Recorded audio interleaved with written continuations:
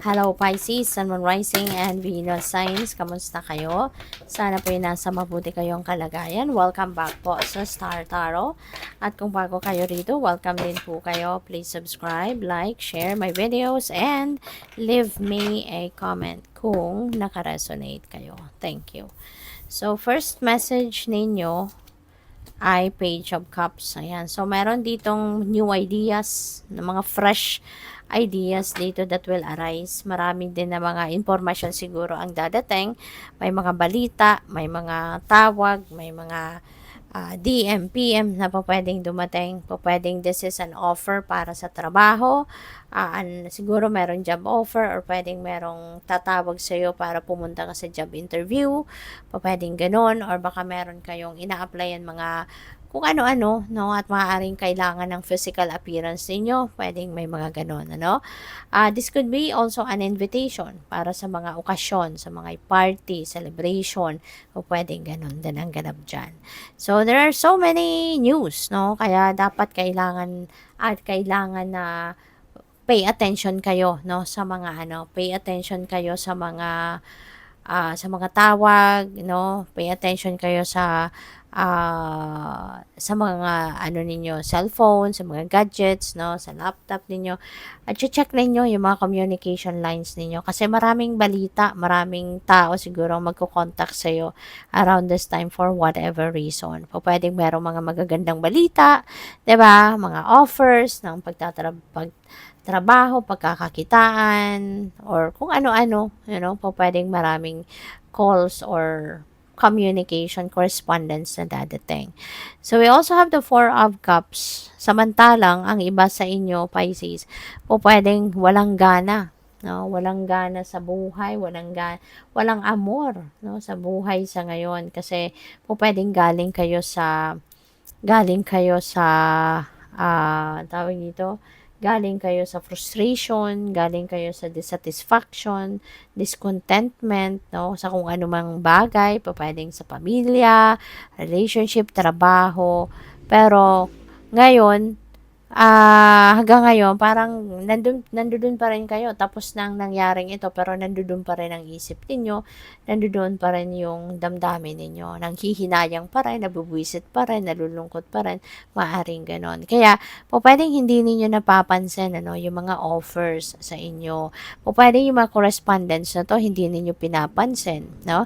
Yung mga tawag, mga email, calls, baka hindi ninyo pinapansin kasi nga, visit pa kayo. Pwedeng gano'n, ang iba. Hindi ito para sa lahat ha, Pisces. Kaya kung ano lang mag-resonate sa inyo, ano lang sumasakto sa inyong sitwasyon, yun lang ang kukunin ninyong mensahe dito sa reading na ito. Okay? At sa iba pa nating reading, dahil same ang pattern natin dito for all the reading. So, just take as it resonates. If it doesn't resonate with you, leave it kasi hindi yan para sa'yo. Okay? So, ito, merong offer sa inyo ang divine. Itong mga balitang ito, this could be offers para sa iyo, no? Kung anong opportunity, anong possibilities, potential out there na parang inilalatag sa inyo ng universe pero pwedeng hindi ninyo napapansin or pwedeng hindi ninyo sadyang pinapansin. Kaya this could be a heads up para sa iyo na kung merong man kayong napapansin na ganun, alam niyo pero dinededman ninyo.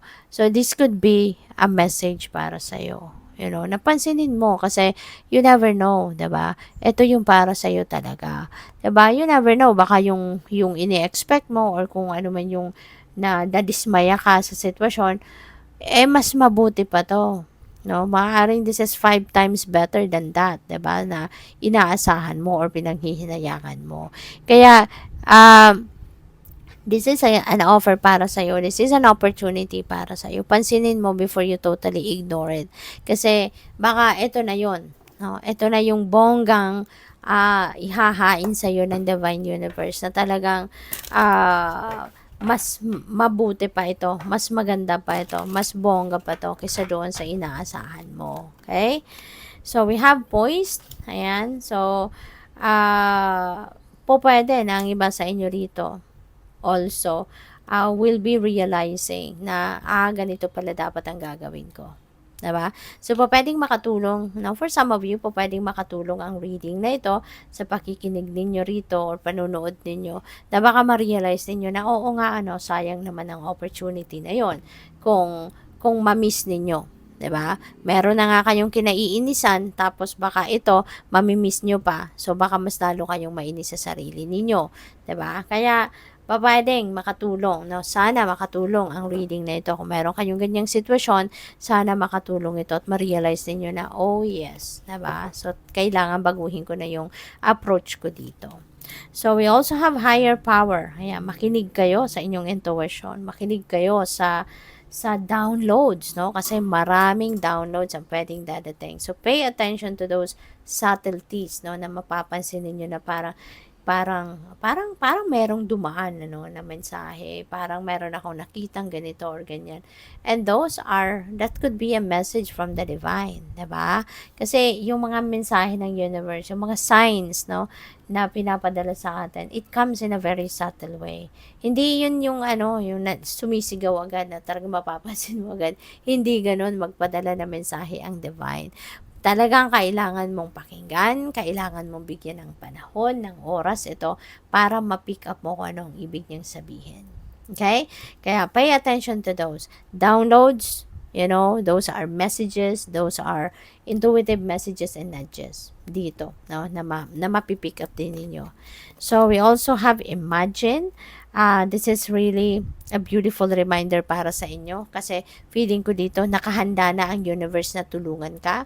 Nakahanda na ang universe na ibigay na sa iyo kung ano ang kailangan mong tulong para ma-realize mo na kung ano yung gusto mo. Pero in order for the divine to do that, gusto niyang masiguro, no, kung ano ba talaga ang gusto mo. Kasi pwedeng hindi ka consistent, no, sa kung ano yung gusto mo. Maaaring paiba-iba yung gusto mo. Hindi mo masiguro din sa sarili mo kung ano ba talaga yung pinakagusto mong mangyari sa buhay mo. Parang yung direksyon na gusto mong tahakin, hindi ka rin sigurado. Kaya with this energy, this is reminding you na it's about time na for you to make sure sa sarili mo, siguraduhin mo sa sarili mo, ano ba talaga ang gusto mo, so that the divine will be able to figure out kung ano talaga yung ibibigay niya sa'yo. Ano yung tulong na ibibigay niya sa'yo para na makuha mo kung ano man yung pinakagusto mong mangyari. Okay? So, good luck sa'yo. Thank you for watching. Love and light. Namaste.